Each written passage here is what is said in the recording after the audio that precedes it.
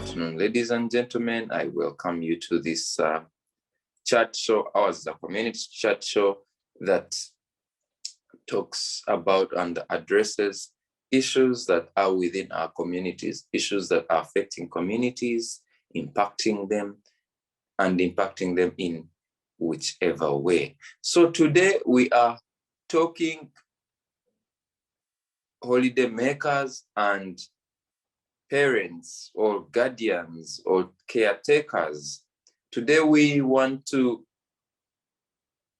have a conversation on how all of us as community members can better parent, guide, take care of our children, of our students that are in their holidays. I am your host, Martin, and to further this discussion, I'm joined by community people in various parts of the country.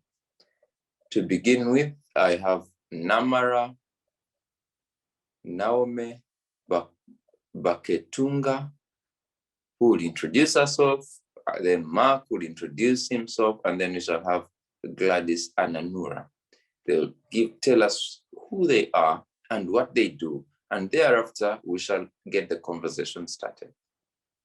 Take it away, Namara. I'm very happy to be here.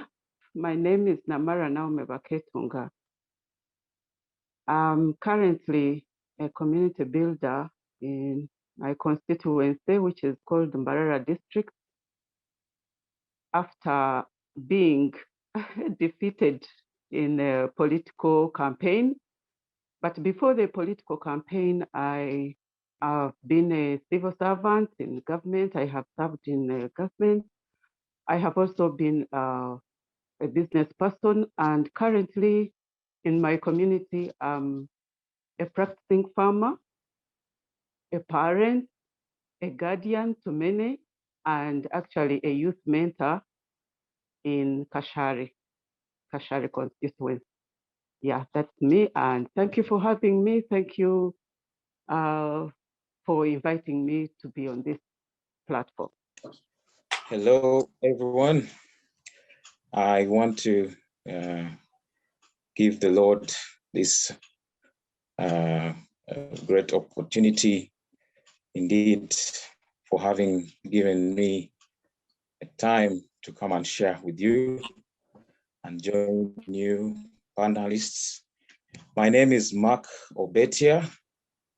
I come from Moyo district, and I am a parish priest in Moyo town parish. At the same time, the mission coordinator of Madi Archdeaconry. And so I am so grateful to be part of you. I am married to Patricia Atiero Nemungu Obetia. We are married for 2 years now. We were the first products of the lockdown and the coronavirus in 2020. So we had a corona wedding of around 30 people by the grace of God, because they only needed 10 members to attend, but the RDC allowed 20 more people. And so the grace of God has been upon our family since then, and up to now, that we see the grace of God really working upon us, and we have no children yet, but we have some children that we take care of, guardians. Our nanny's firstborns, we decided to, I don't know how it was by coincidence, our nanny's firstborns are with us here. They are really helping us do a few things here and there, and we are taking care of their school fees at the same time.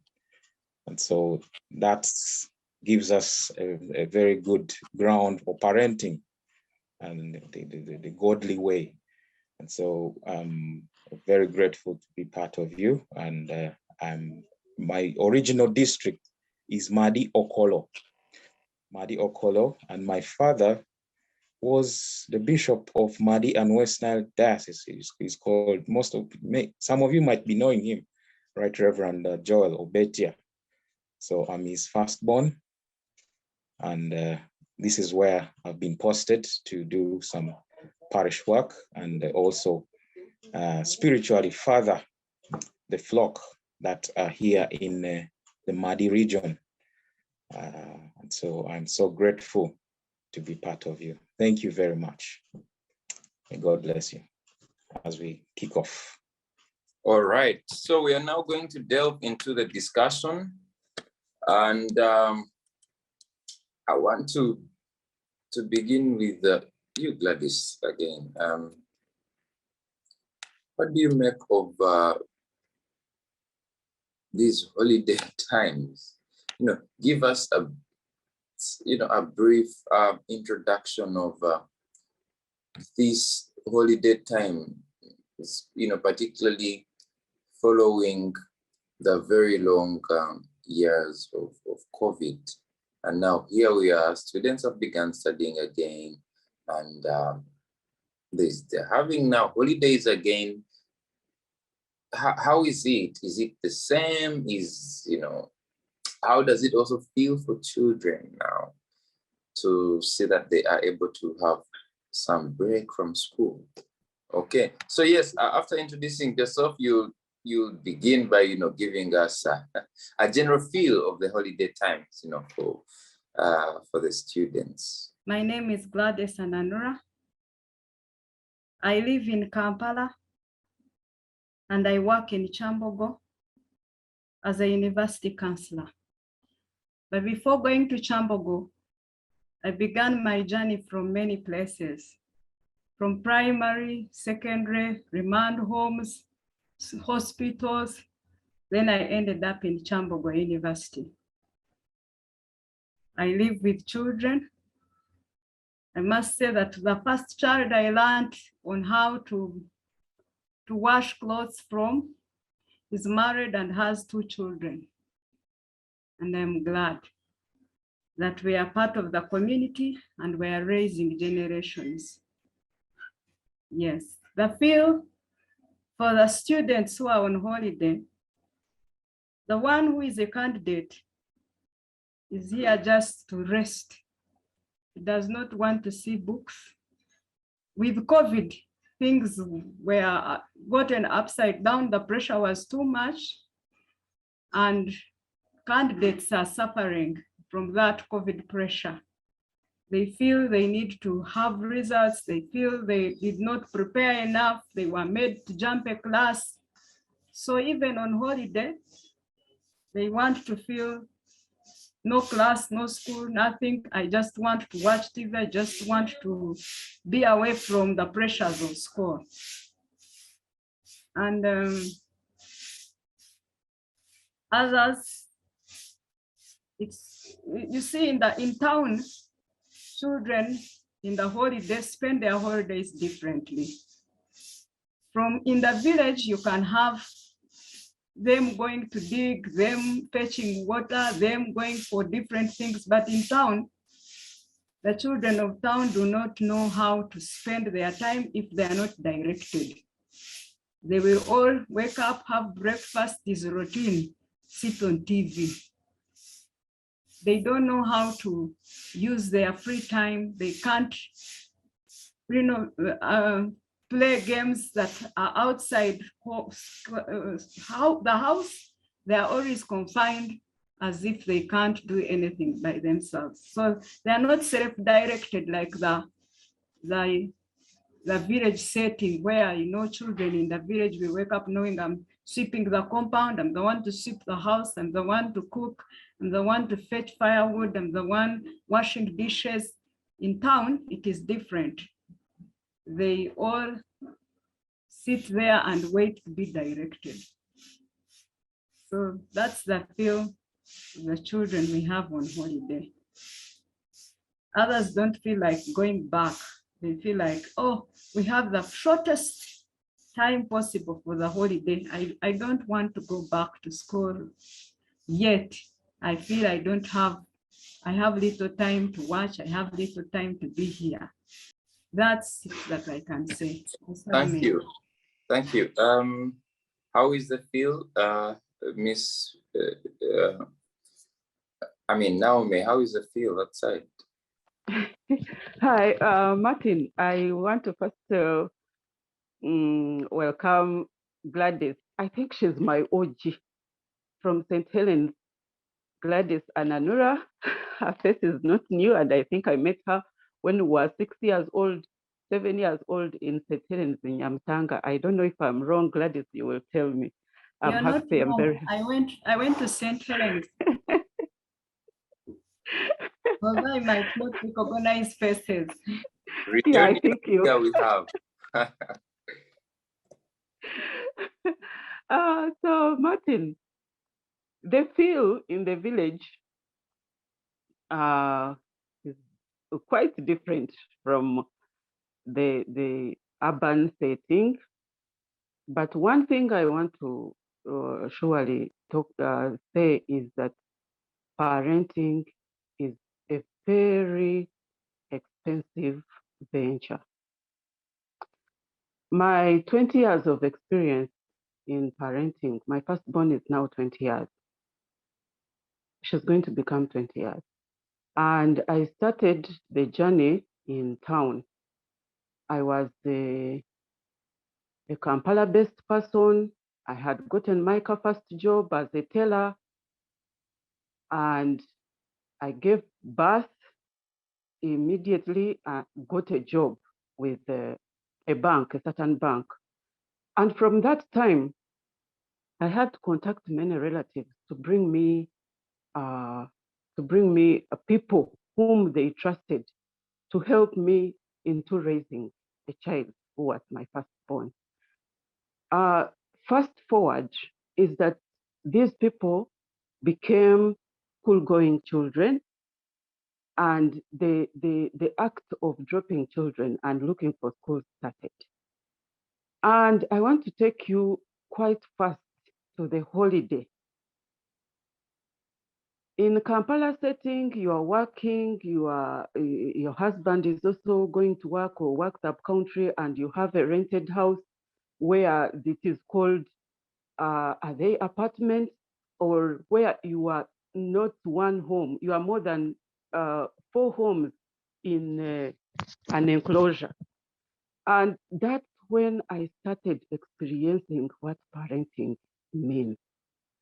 I want to tell you, Martin, it is holiday time, and the moment you open the gate to go to work, your child is actually not in your house. They go to the neighbor's house. That was my first test of realization that I was not the one raising the child.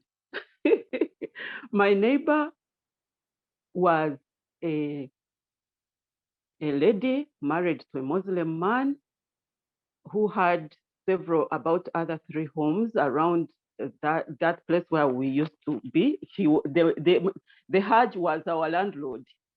So the lady, maybe the most unfortunate thing, the lady whom we were sharing the flat with was not working, but she could also step out. They had DSTV. Me, I didn't have a DSTV. I had been brought up reading books, a book collector, and so I didn't put a lot of TV in my home. But my children loved TV. So the moment I stepped out of the gate, I came to understand after several holidays that the kids were enjoying TV with their fellow friends at my neighbor's home. The fortunate bit was that it wasn't so dangerous, but they consumed a lot of TV, while me, I was thinking that actually they are not consuming a lot of TV. I used to buy books and put them in the house. I used to teach them singing and what. Then we moved forward. I realized that, this is going to be a bit tricky. Martin, I want to tell you, I had to force myself to move to another place, which had these other big, big flats where you find at least not 10 homes, but here now there are 3, because you can't afford a home where you are the only one in an enclosure. So where we went, it means that now what came out was that it was now the maids were in charge. We entered an enclosure where homes were for old people. They don't have children. The maids were in charge. And you know what happened? Children started consuming adult Nigerian. I come home, you find that the kids are actually more close to your maid. Yeah. And this is a home, you are paying too much rent because you want safety, because you want some compound for children to play. But the keepers are actually the ones in charge. The moment you leave, everything changes. When you come in, they have trained them how to receive you and actually even what to tell you. Martin, the journey from there also now became complicated, even very confusing. I personally refused to renew my rent after the 5 months of that flat. I remember I sat down. I have been a reader. Those stories that we used to read in the newspapers. I was a banker. No, this time I had changed my job. I was working in an office, a government office. And one time I heard a story of a child who was taken to hospital, had a disease in the mouth and the throat. And to find out that child had been put into an act of sucking a genital part of a man. That touched me a lot and I feared. So what I did, Martin, holiday, 4 weeks holiday of the P4, P5, I drastically made changes that which have actually affected me as a person who used to like career, who used to like corporate, who used to like everything of making money and accumulating your bank account. And I failed to use. That's why I had wanted to start with to send my regards to the parents who are managing the urban setting and are doing it better, because it is something that challenged me tremendously. So I made a drastic change and said, instead of raising children in the enclosure of Kampala, since I come from Mbarara, let me try Mbarara.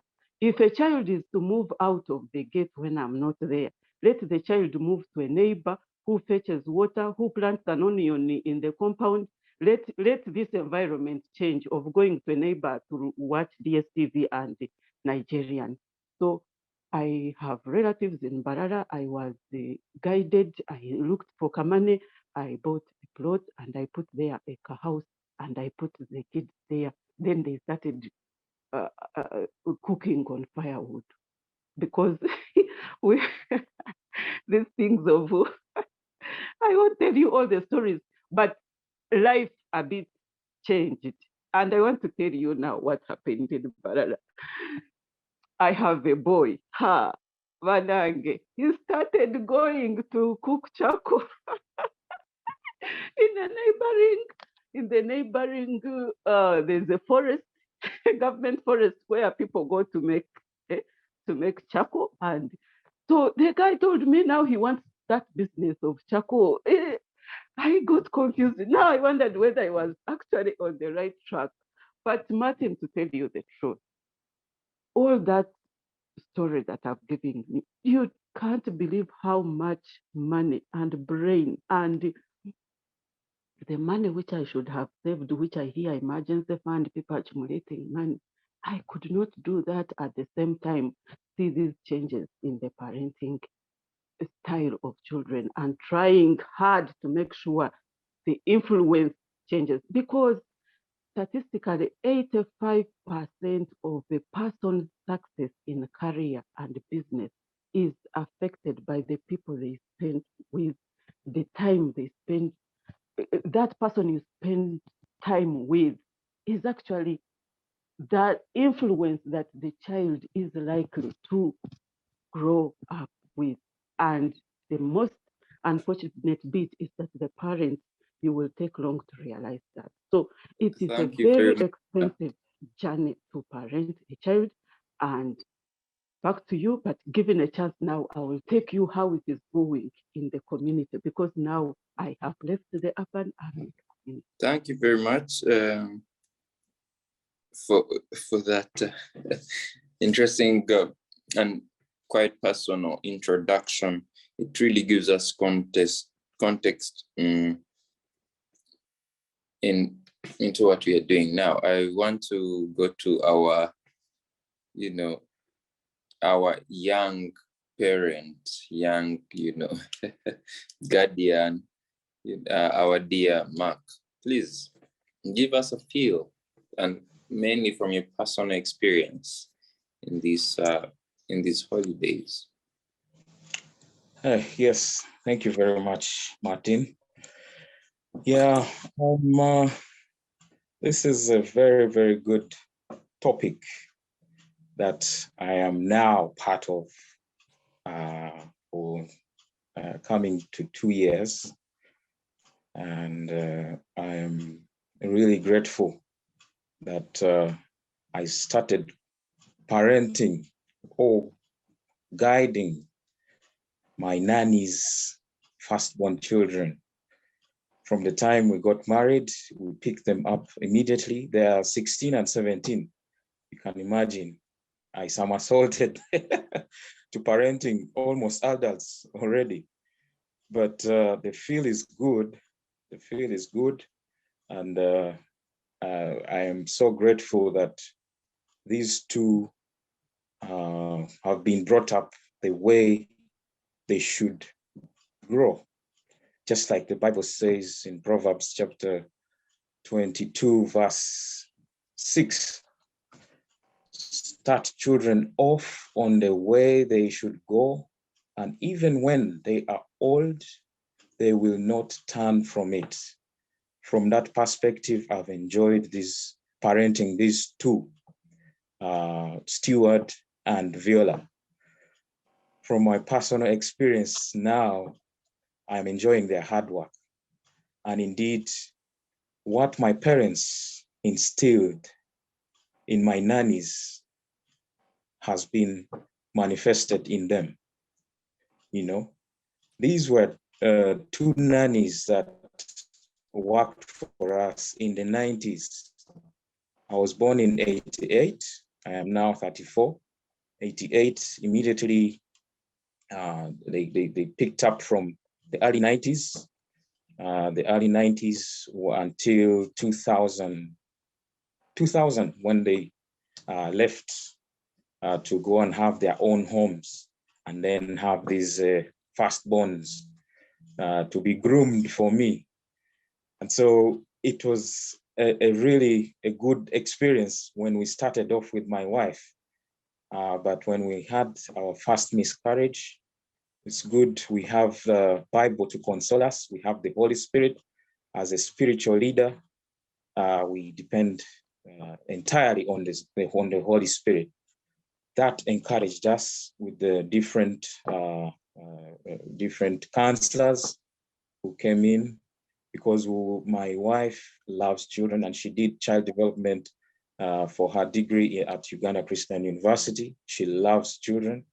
And even now, she is the children's coordinator in the parish, and she's doing amazing. And children are just, they look forward to meeting her. Like right now, she is attending to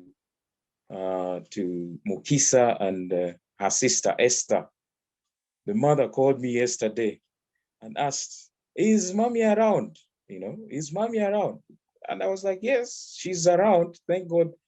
And then she was like, oh, the children are here bothering me. They want to bring their report cards. They want to bring the whatever, the songs they learned to come and sing to her. If she's around, they are going to come around 10, which is, of course, now ongoing.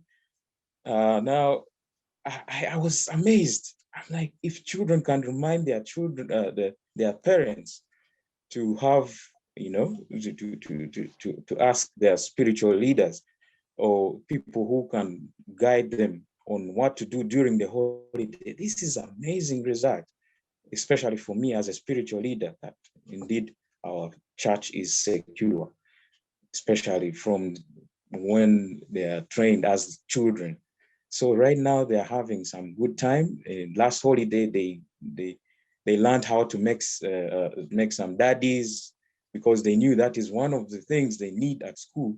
So how is it made? They were eager.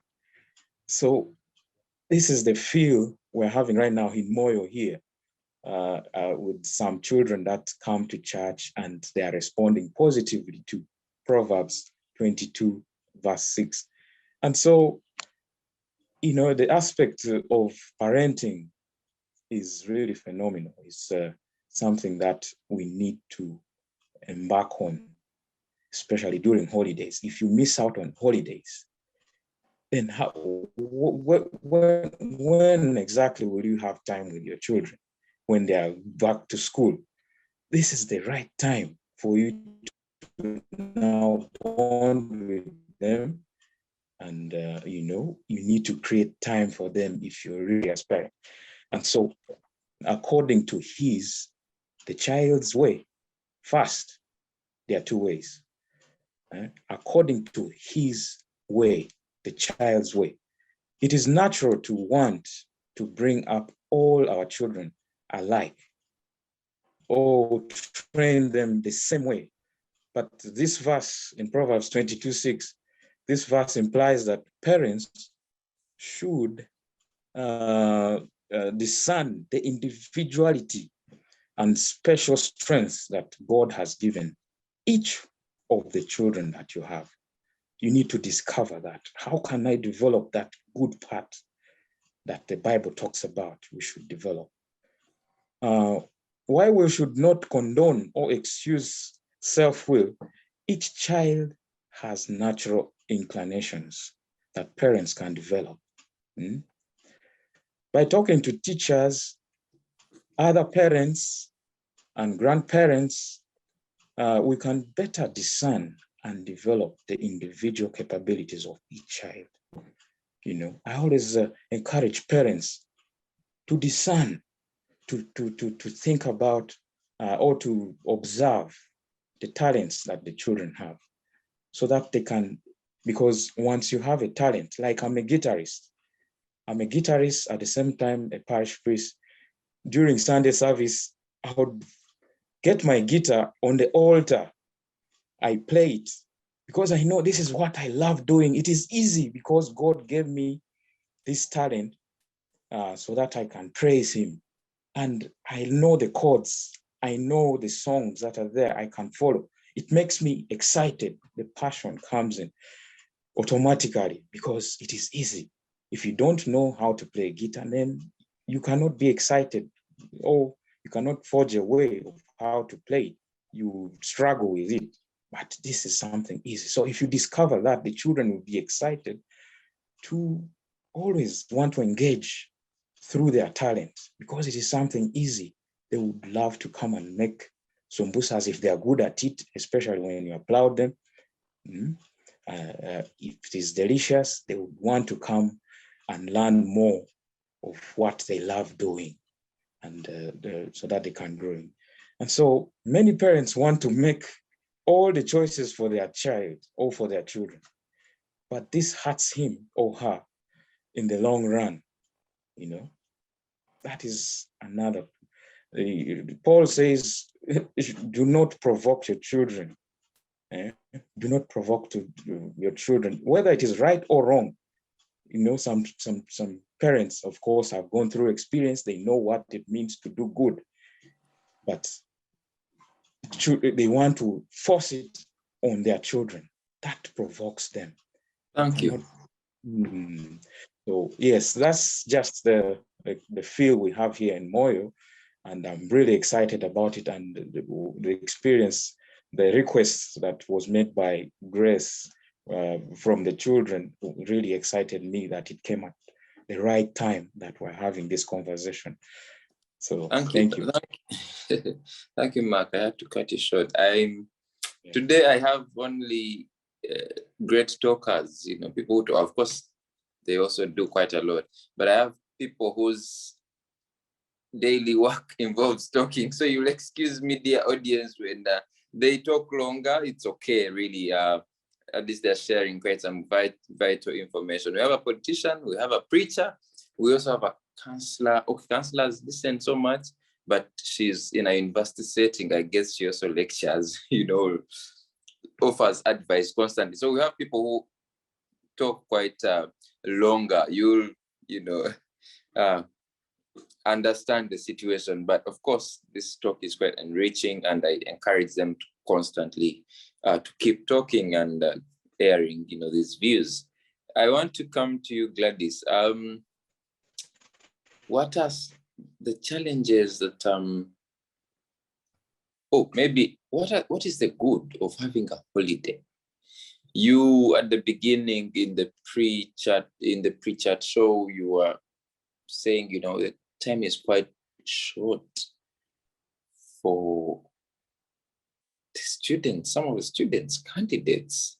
So I want you to tell us about, that, the fact that some students have a short time.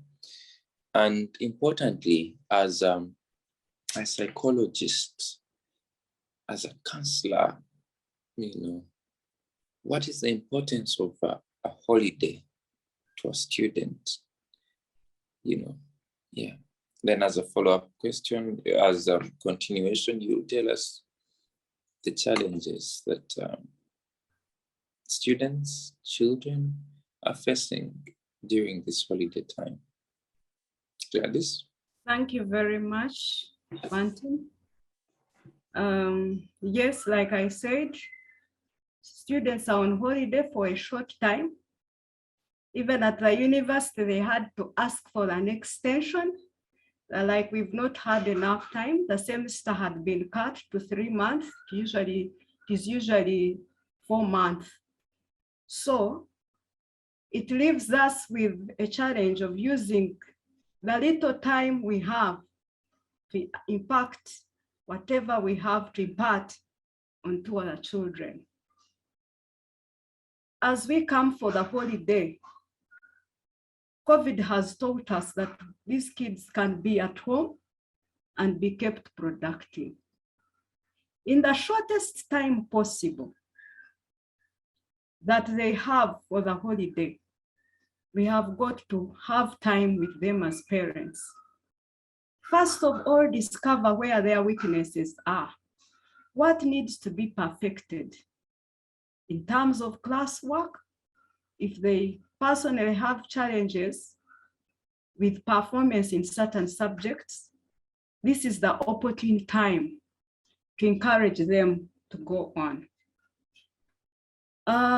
Before the start of this Zoom, one of the candidates walked to me and said, I haven't shared with you things concerning my school. I have struggles of performance. And because of the short holiday, we are not going to do coaching. But as parents, we've got to get in there and discover what is it they are struggling with. And we encourage them and we find alternatives. If it means identifying a teacher at school that can support, you identify them. And being able to check out on things to do with cleanliness. How clean are these kids? Right from their bedrooms. I know boys always have a challenge on that one. A boy's bedroom is always a mess. But in the shortest time possible, check out on the general cleanliness of the child, their washing skills, and be available. They need you more because we realize that with the shortest time we have, it is going to continue to be shorter and shorter and shorter. The time children spend with their parents is going to be less, meaning the world is going to be the one taking charge of our children. The schools, the influence of their friends is going to be the part they take more than what the parent has done. But I want to encourage us as parents that we still have a role, even in the shortest time possible. There is two people that a child will never forget, a teacher and a parent. They will always tell you, my father, my mother told me this. They will never forget it. My teacher said this. We have realized it when you're doing homework with children. They'll tell you, but teacher said you have a different formula to arrive to the answer. They'll tell you no, but the teacher said so. These two people, the teacher said, the parent said. Have talks with your children, have family time. If it is food time, it is food time. Call them out of their bedrooms, sit together and eat together. You will know who they are. Identify hobbies. Interest them in those hobbies. If it is time to learn to cook, even if the holiday is short, teach them the things they need to know. Teach them how to identify good friends. Teach them to have boundaries. Teach them to be assertive. Because I see these things affecting children as we go on. The parenting styles that we have affect our children as well. To the authoritarian, children will know it is a rule. I must do this because it is a rule. But to the authoritative, they will know, yes, the rule is there, but I've been explained as to why I have to do this. So they will do, not because they are going to be caned, but because they understand why they need to do what the parent asked them to do. So put things in place, put guidelines in place for them to be guided, because they are used to being guided even in school. Time for break, time for this, time for this, time for this. So as parents, keep in the system, give them a schedule of how to flow into their day and keep them accountable. That's what I can see in the first part of it. Then you asked me a question, the follow-up question. Can I be reminded of my follow-up question? Well, the first was about the importance of holidays, and the second one was what are the challenges children and students are facing during the holiday. Okay. Well, for the next part of the question, the challenges are they feel they need to achieve in the shortest time possible. They feel the parent is expectant of their performance. They are expecting to perform highly, and yet they don't see the time to do that. They are like, everybody is looking at me as a first grade at school, at home. I'm feeling the pressure. If I fail, what will happen? So we need to make them comfortable of it begins with you. Before you think about how you're going to fail your mother, your father, your guardian, the whole world, think about yourself. Last holiday, one child came to me for counseling and said, I have a brain freeze. I can't read anything. I can't understand anything because of the pressure at school and at home. So when a child tells you they have a brain freeze, they can't understand anything, as a parent, just divert their mind to something else. Let it not be the thing they do the whole day. If they have failed to understand something, walk away. Let them walk away, get involved in the housework, then come back to it at a certain time. Make it easy for them. This brain, when it stops, it stops. You can't force it. That's how God made it. Then they also have challenges of staying home because they are used to being independent. At school, at the university, they have their ways of life. And when they come home, they can't cope with parents' rules and regulations. I see it at the university. Like I am avoidant. I don't want to go home for a weekend. I have my do. I have a gig for this weekend, and my parents will not allow me. The reverend on the panel, I get students telling me, you know what? Oh, we've lived church. The moment I step home, they don't want me to go do my things. Even when they are good, they don't want to understand them. So it kind of puts pressure on these kids to be at home. They always long to come back to campus and be themselves. But as parents, when they come home, choose your battles. That's what I'll say. Choose your battles. What can I fight? What should I not fight? Today I'm fighting the hairstyle. Tomorrow I'm fighting the balancing of trousers.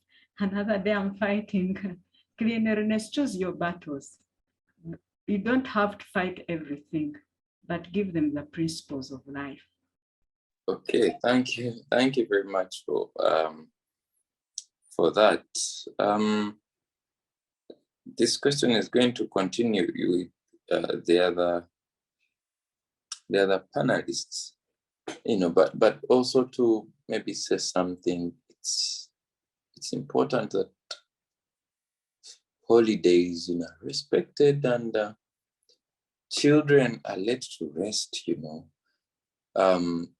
You've mentioned the pressures that students are subjected to, and as parents, we do it so much. As guardians, we do it so much. It's not uncommon for a parent to say, or a guardian, oh my goodness, you people are very privileged. You young generation are just not being serious. In our times, we used to walk 20 kilometers to go to school. These days, we don't even walk. We drive you to school. Everything is okay. But then you're not, appreciating. First, we used to walk 20 kilometers. Meanwhile, that was after we have gone digging. We've dug in the morning. We've prepared all this. We've gone to the well. And then we're moving through thickets. And we used to wrestle lions. We used to run, animals used to run against us in the morning. And then we made it. And you are weakling, you're not being serious. You have all this and you're not appreciating and you're not working hard enough. And then this continues to add unnecessary pressure. These stories are told without context. These young people are told these stories without context. Knowing maybe things have changed, and then in their minds they think they're not good enough because they've not endured the kind of situations their parents endured. Yet in a sense they also have challenges that are equally heavy in their times, in their context, that maybe parents need and guardians and teachers need to pay attention to. So it's important to, like Gladys said, we look at the student at a time. It's student at a time. And I think Mark also said it in a way. We see a student at a time and tailor a parenting module that is appropriate to them. So I think it takes a skill, So I want to invite Naome to add on. You had already begun with telling us the challenges that the children are facing, movies, doing this, Please, would you like to add on? And if you can also tell us the importance of a holiday. How good is a holiday to a student, and how long should the holiday be? Martin, thank you so much, and fellow panelists. First of all, I'm gaining from Gladys' submission largely. We can't fight all the battles as parents. Some battles we have to take them very slow, because even when you push very hard, you can get negative results. In the proverb, we have a proverb in Runyankore, but I want to give it. Let me go straight to the challenges. Martin, whereas you find that in some homes, people need more time, need more, their children to have more time in holidays. In the same rural areas, actually, if it was not about money and paying fees, the time of collecting fees, we would even request the school to stay with these children until they finish school. Because the kind of businesses we run, the kind of work we do, the kind of environment we live in, at times compromises what the child has picked from school. And this was very vivid during COVID time. You find a woman who has to sell matoke, take it to Kampala, has to leave his children in the house, a house which has probably a stepdad. So, and remember, this woman has not yet afforded a house which is a country home. So, holiday is sometimes, and I want to tell you, the problem is that we don't have statistics, and some of these things we cannot give evidence. But some of parents do not actually want even the holiday to happen. We would just want to take money to the school and see the child, give full upkeep, and come back and run our businesses. It is common in rural urban areas. So the challenges in holidays is the influence which sometimes we cannot control. There is a lot of influence when in the rural part, the semi-rural part, because we have people who dropped out, who don't have a chance who did not get a chance of continuing studies. That person will be relating a lot with your child, and probably not even it will influencing to another style. Then we have our parents, our our grandmother, grandfather. They want the child to be at home, and they have a lot they can teach, but they also have a lot they can misguide, because times have changed. Times have changed. These children have, the competition is a lot. So if you find the child is going to graze, of course, teaching grazing is good and all these other activities, but now you will find that it is not what is good for that child at that moment. So it takes me back to the kind of battles Madame Gladys were talking about. The battles also, the battles we are fighting, also there is a battle of what are you teaching and at what time and at what period of time. It is very difficult to balance here, because that's why we have our rural children, semi-rural, some of them not passing well, because their parents are not aware. Is this now a candidate? So what should I do for a candidate? Is there even a reading room? Where can he hide to read? Nowhere. The child is just there. You people, I don't know. It is very difficult. So challenges of holidays, children can get influenced in a negative side. Sometimes we are thinking that we are teaching them, but we are teaching them things which are not at the wrong time. And that means that somebody who stayed at school doing holiday work will actually be better than this child whom is at home doing village work. So there is a lot of balance. And then, Martin, we also have parents who have arrived. I used to chase lions. I used to walk to school. Now I've arrived. I'm at home. I can afford anything. I can afford meat, DSTV, chocolate in the house, manya, what. So the child is actually now looking at your status now, is not looking at the past status. You gladly talked about stories that are lacking context. I personally have experienced it. A family which started in those early days where our parents suffered, the firstborn knew part of that suffering and worked hard and become successful. The children in the same family who found their parents have already arrived, driving Benz, doing what, are not understanding how those things became into being. So somehow they are too relaxed. They are too relaxed to chase success. They are too relaxed to compete. They are too relaxed because they have found everything at home and it is there. Therefore, this comes back to parents. I can tell you, somehow, you have to learn to give stories that are contextual.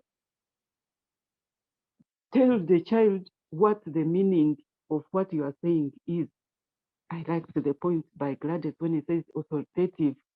If a child is observing your habits and listening to your words, and there is no match, the child will go with your habits. And by the way, that is a very worrying state in the categories which you hear people calling single mothers. If two parents are failing to be together and to uphold the values in the home, then the child will be more confused.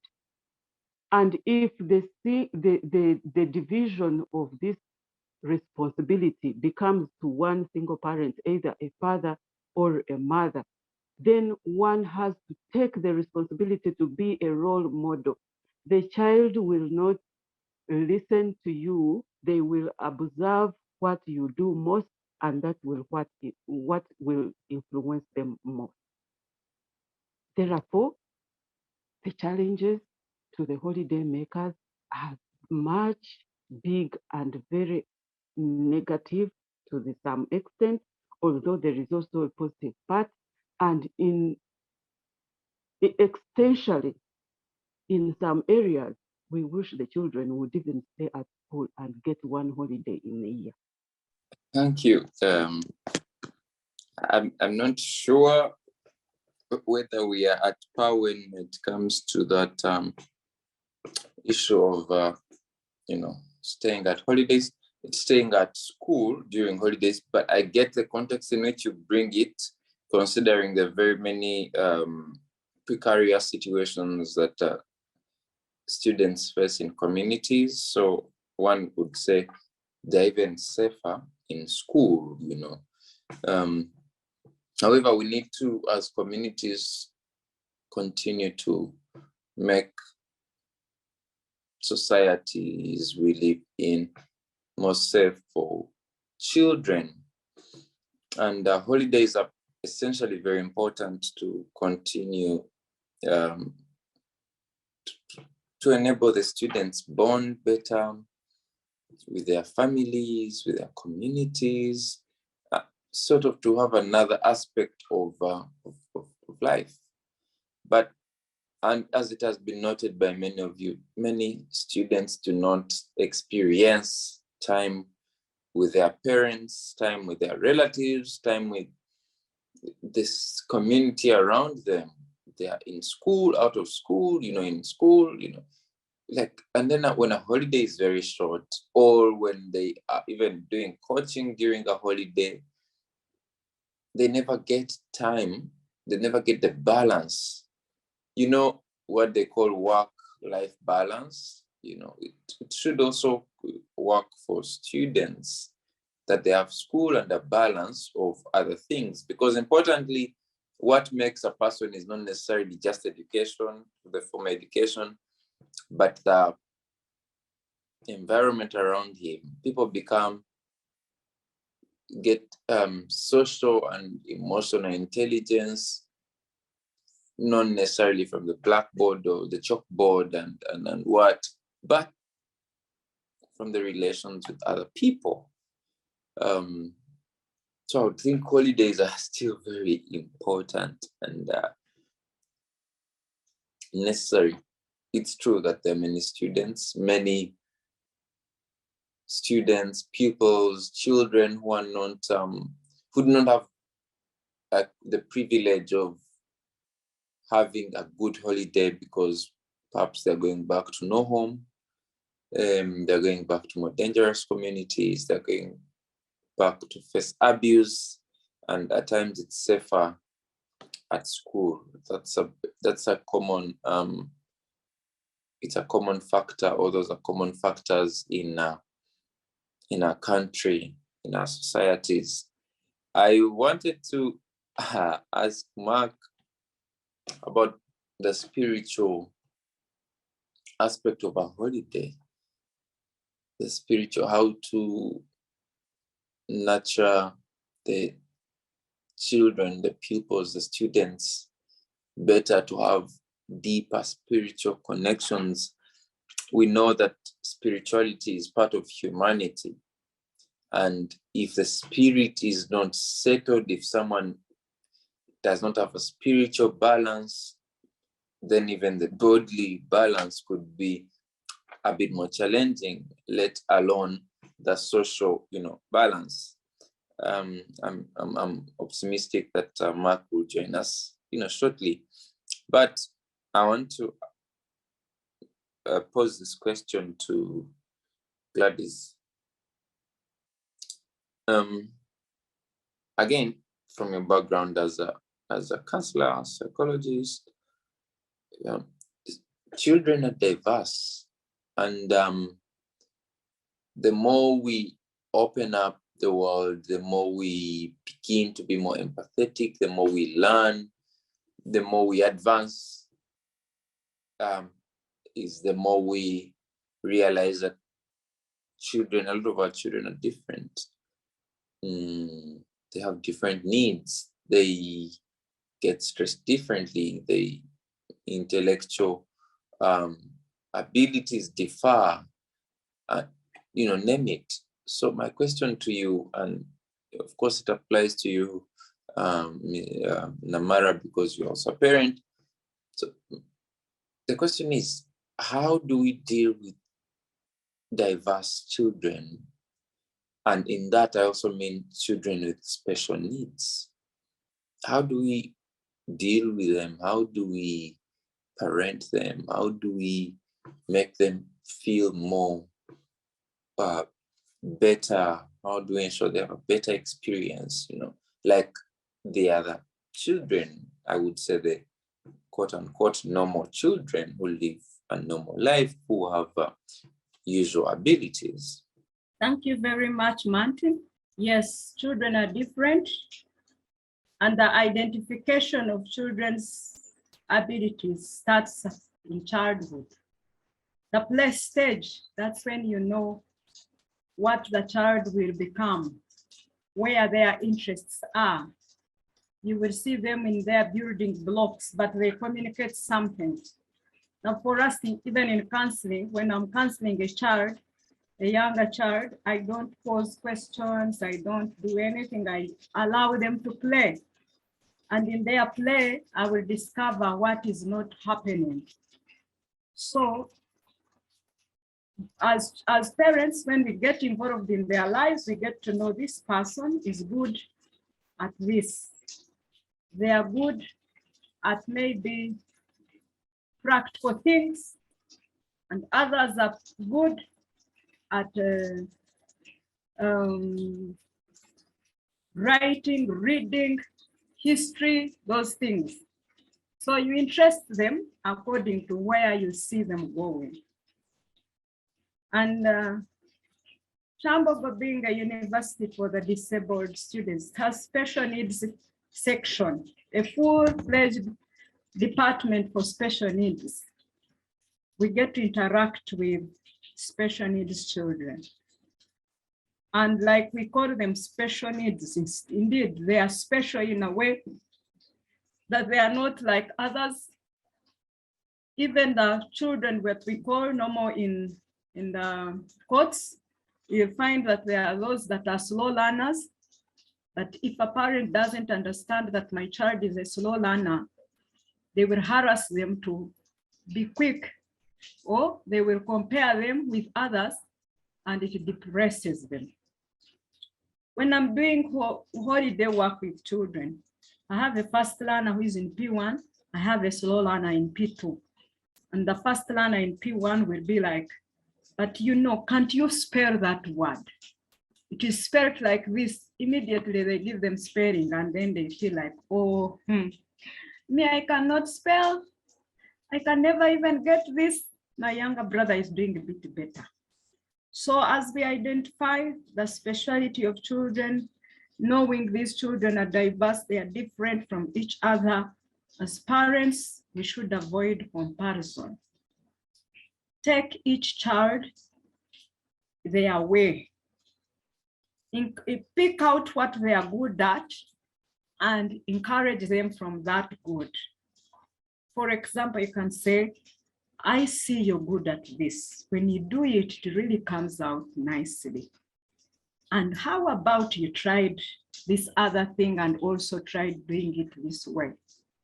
It's a source of encouragement. Pick what they are good at and encourage them using that good to bring the perfection in the things that they are not good at. Raising children that are disabled is a challenge. Personally, I am a physically disabled person, but everybody was wondering when I was doing my master's, how did I get there? Because some of them, I think, were struggling with children that are disabled to study and get where they are, to the highest level of education. But I can say, begin with the self-esteem. Esteem these children. Don't allow them to concentrate on their disability, but see their ability, their inability somewhere else. Yes, you're physically disabled. Yes, you cannot talk. Yes, you can't hear, but that it is not it all. You've not lost it all. You're good at this, you're good at that, you're good at that. So esteem them. Make sure their self-esteem is high. Praise them in the areas they are good at. And then they will be able to be comfortable in society, knowing they have a backup in their families. They will not feel cheated when a child is running in the compound and for them they can't run. They will know, I am differently abled. I can't manage this, but I can't handle this. If we don't esteem them, it affects the way they respond to situations, even as old people. Is it because I am this that I'm treated like this? Is it because I am this that I'm treated like this? So identify their weaknesses and their strengths and help them balance it up, uplifting the strength more than where they are lacking. In the special needs section, we don't have only the blind, we don't have only the physically disabled, we don't have only the ones who can't hear, but we have those ones who are mentally retarded. So as you identify what children are good at, identify their skills. If you find they can do, most of them, they have talents, they have their natural abilities of things they can do outside class. So as you help them to learn how to read, how to write in the young, tender age, if you identify that their mental capacity cannot allow them to go through school like the rest, help them understand that and teach them the other skills, promote the other skills. In Kyambogo, we've been helping students with disabilities come out in different skills. We got people on board to teach them how to make tomato sauce, how to make soap, bar soap, how to make liquid soap, how to package them and present them in the market. Some of them have already penetrated the market, how to make hand wash soap. different things, to teach them skills, so that while others are going to be competed out in the market of jobs and what, they have where to begin from. I can sit home and be of value and do a tomato sauce, have someone market it for me. So as you raise the children with disability, look for other things that they are good at. If they are not able to study, what are they able to do? If they are studying, what could be their challenges? Physically and mentally, and most of all, promote their self-esteem. I will repeat this, because it affects their confidence. It affects their confidence as they grow. I submit. Thank you so much.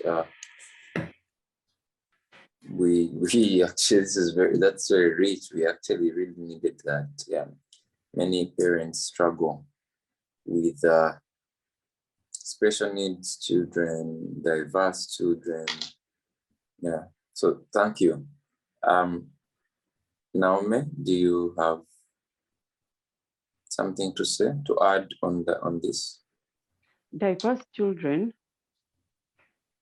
I have personally employed a few tactics. Being, what should I say, corporate, you know, when like you are now, Martin, the way you communicate with your colleagues, I actually use that. When I think I should call it a communication tactic. These people, the children, and as you have said, diverse children, they have ego. Their ego is already growing in them. Some of them look like will be having resemblances or genes from yourself and the relatives and the relatives of where you got them. So the diversity is actually beyond that one child you are looking at. And for me, when my first job was in a bank, we were actually told how to communicate. And the first thing is to greet. When you are a teller, a cashier, and somebody reaches there. I remember they used to, customer care. There was a bank called Nile Bank. It was headed by Hanga, the current NSSF man. The first thing was that how to handle a client. And the second thing is you have to know every product in the bank. Whether you are a teller, you must know loans. You get.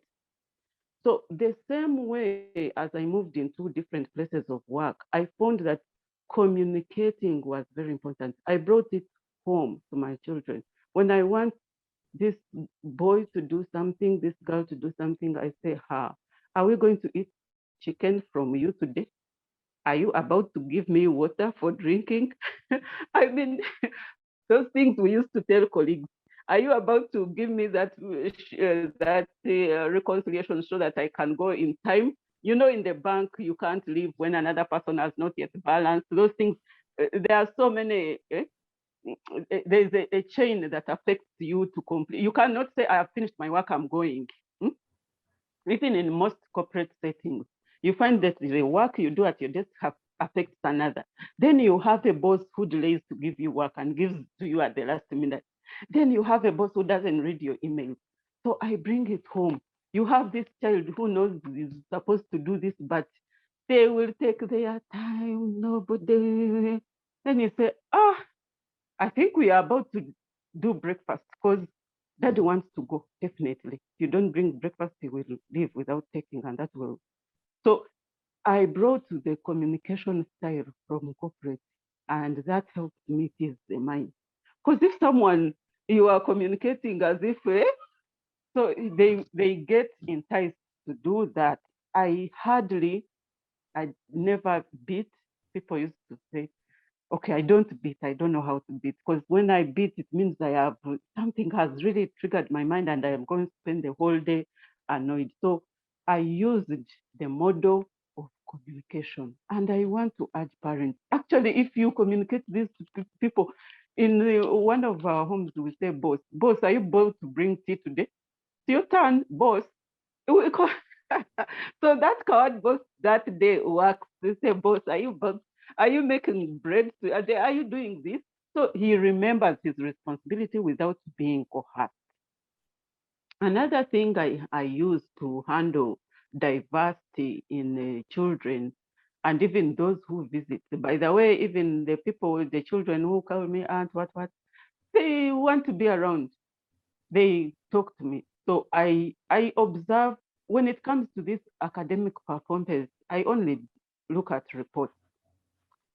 So I hang the report card every time it comes, even without reading it. I just say, you hang it there. As the child is hanging her report card, I say, which one is better, the one of the other term or the one of current term? So he tells me. I don't do the internalization myself. I first let them explain to me. Is it better? So now today, which subjects were passed well? And then why? Why is it the teacher? You mean you like this teacher? Oh, okay.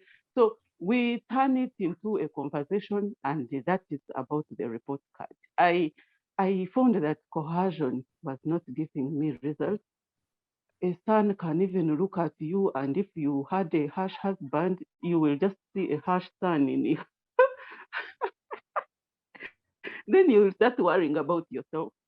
So for some things, I have used those models. Then sleep, that night time is very important.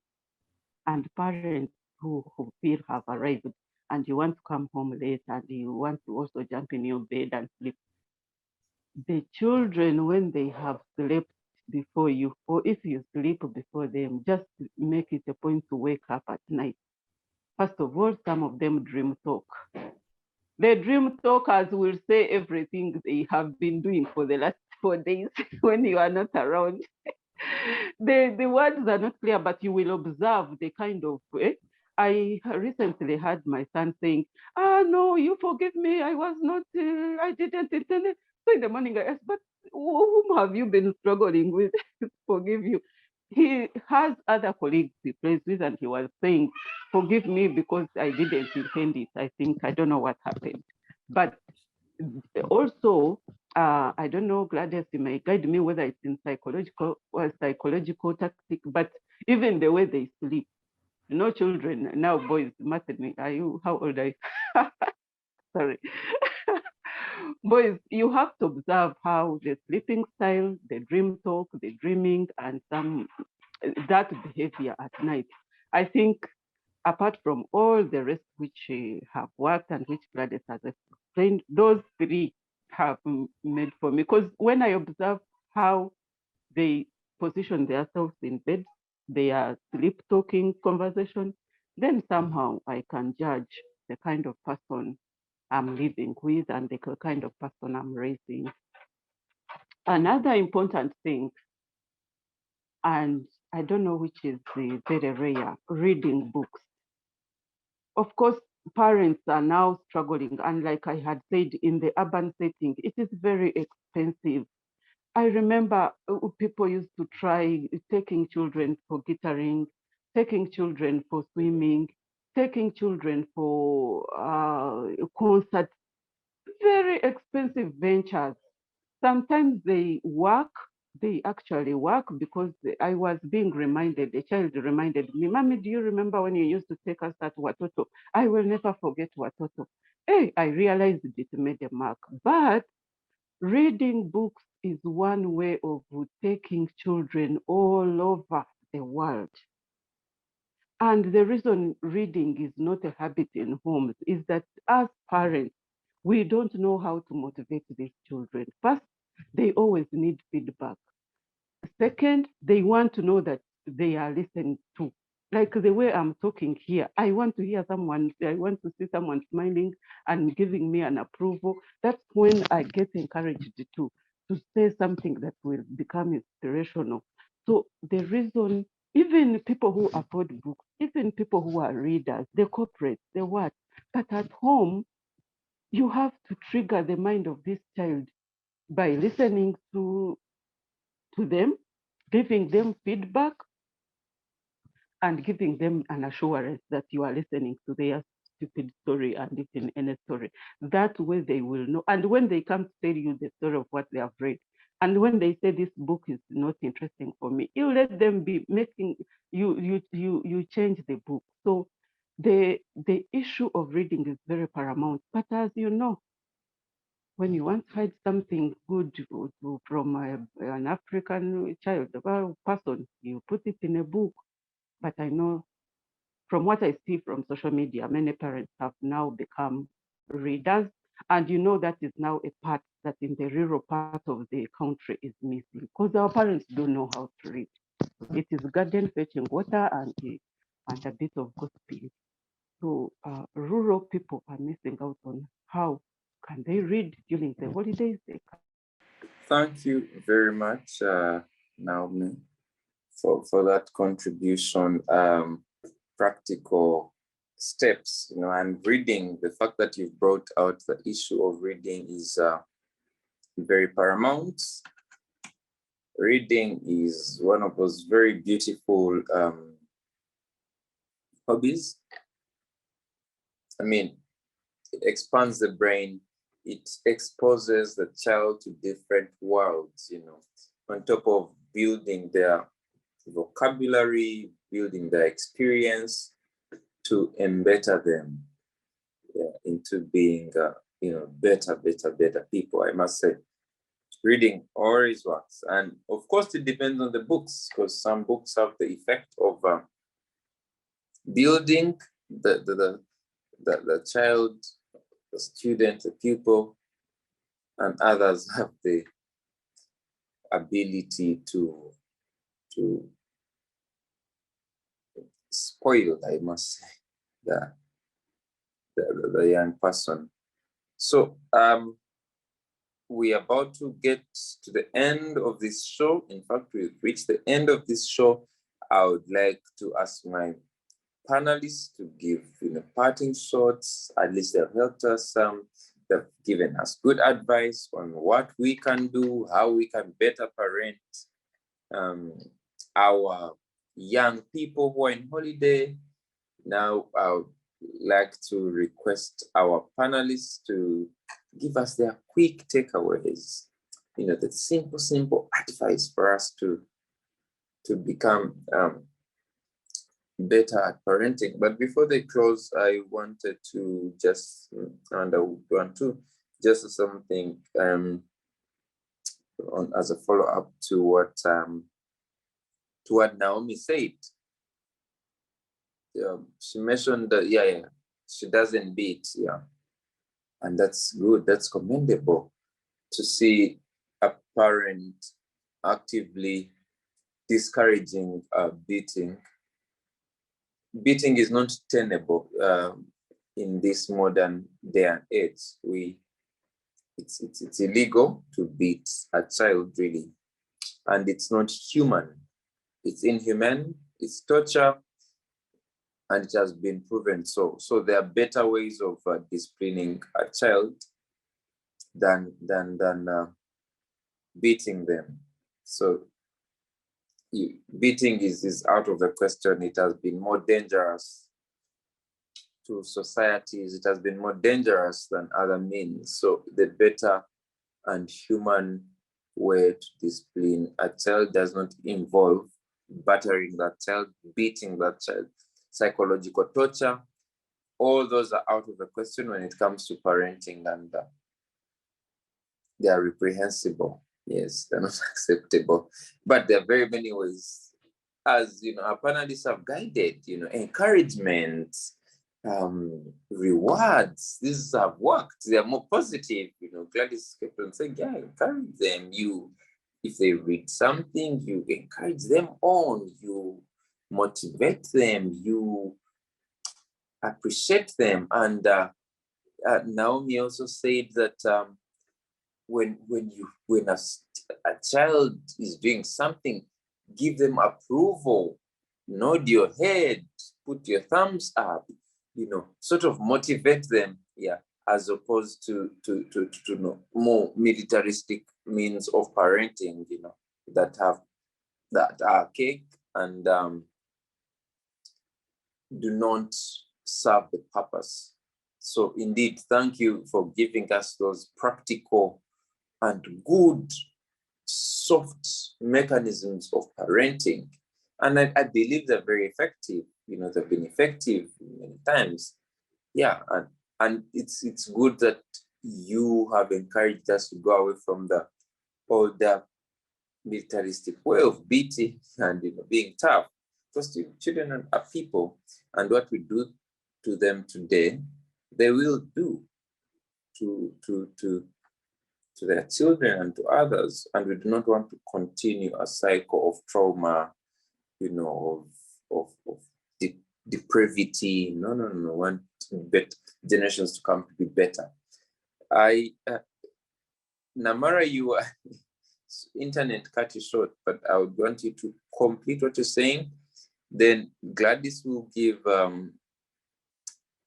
final, maybe actually Namara, you will give you added what you're saying in your final parting shot. So let us have Gladys give a final shots, the quick takeaways, quick tips for us to draw from this conversation. Of course, you've said quite a number of things that are important and on the record on this show. Yeah, just summarize what you want us to take away as pointers, and then we shall have Gladys and Namara also give her closing remarks, and we shall call it a show. Please, Gladys. Thank you very much, Martin. One takeaway: be friends with your children. I always challenge parents, who is the third person parenting your child? Is it TV? Is it a maid? Are they the two of you? Be friends, be available, listen to your children so that they can easily come to you when they have a problem. Do not hold them back, be overprotective.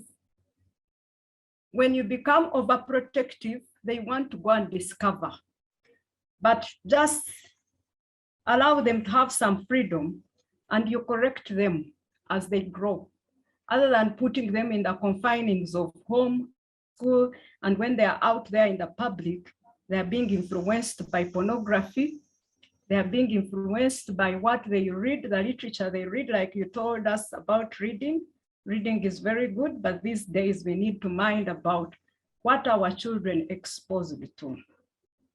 What are they reading on internet?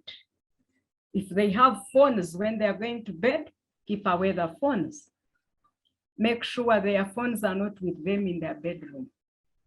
If they are with them in the bedroom, have they switched off the phones and internet? Find out who their friends are. You will be able to tell their character by identifying with their friends. Because the world is very fast, and as parents, we need to catch up with the fast running world. Sometimes we think our children don't know things, but yet they know so much that we don't know yet. So listen to them, learn from them, ask them what they know about certain things, about sex and sexuality, about dating and relationship. Open those areas of life and equip them with the right information. That way you're disarming internet from being the first thing they learn from about sex, about relationships, about marriage, about work.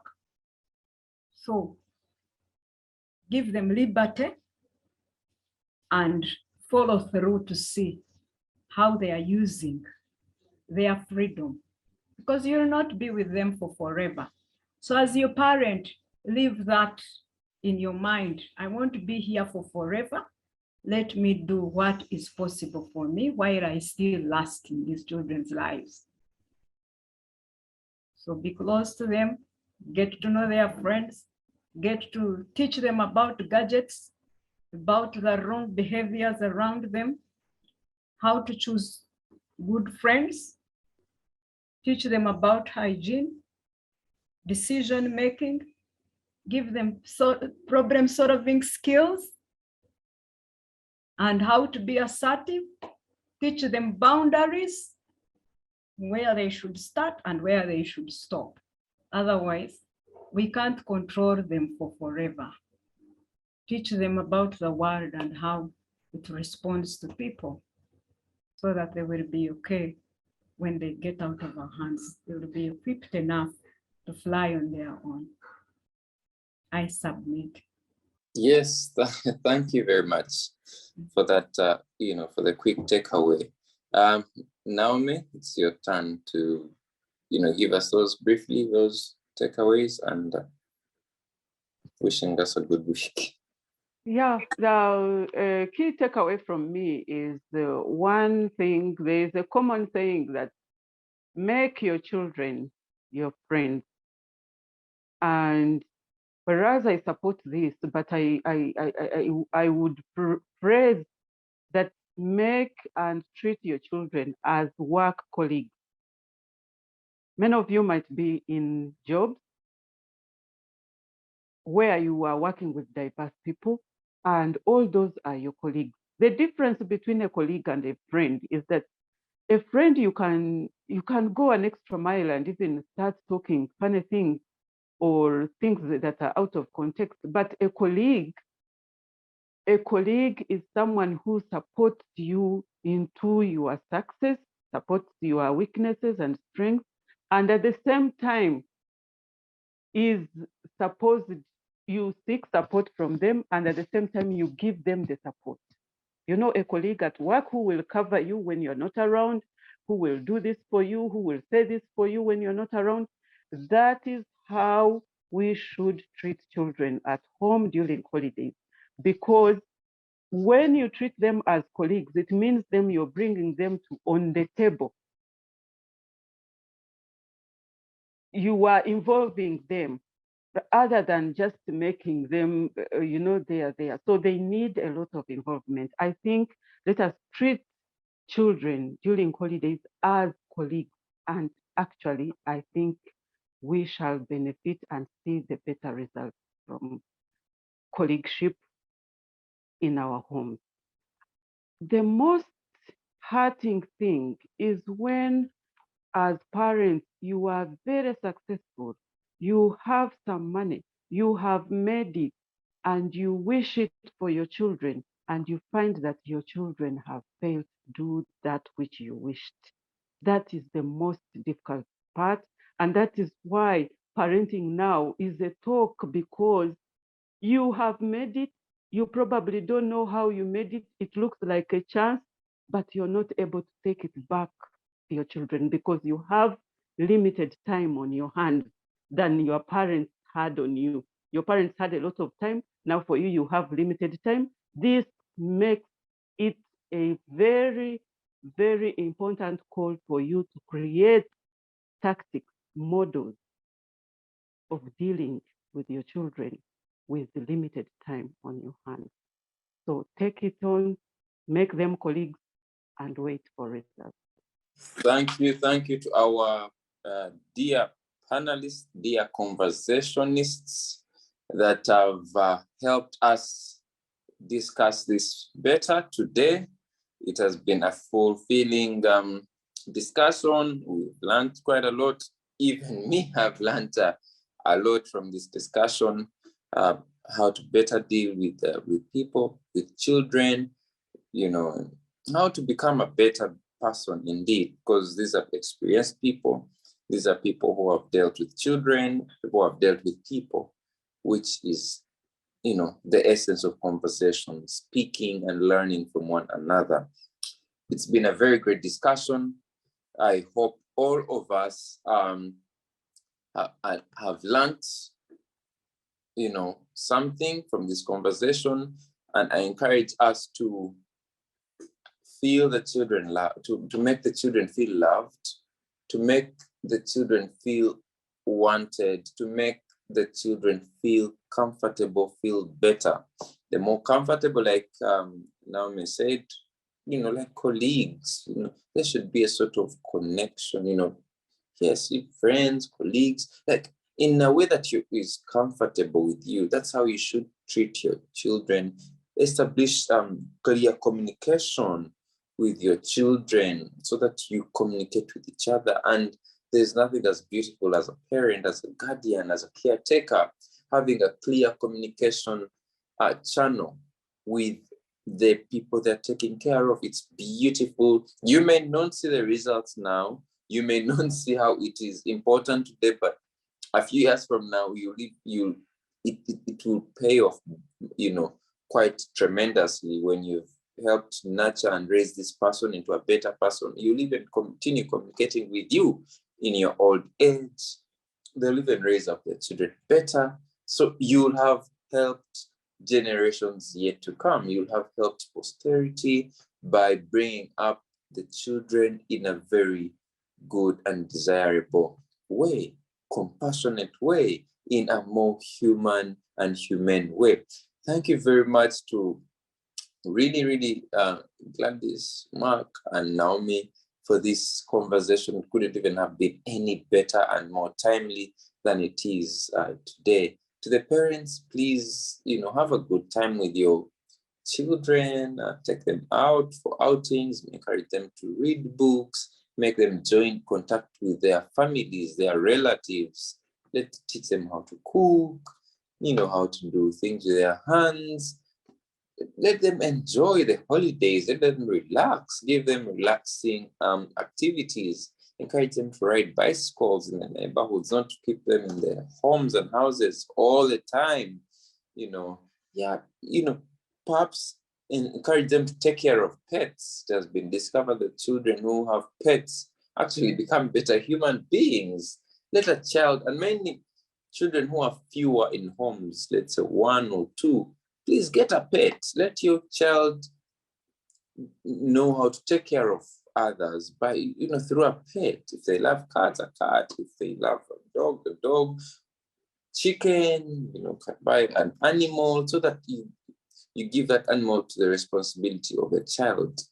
That is one of the measures to ensure that there are people who are more caring and better. Thank you very much. I'm your host, Martin. I wish you a very lovely week, and may God bless you.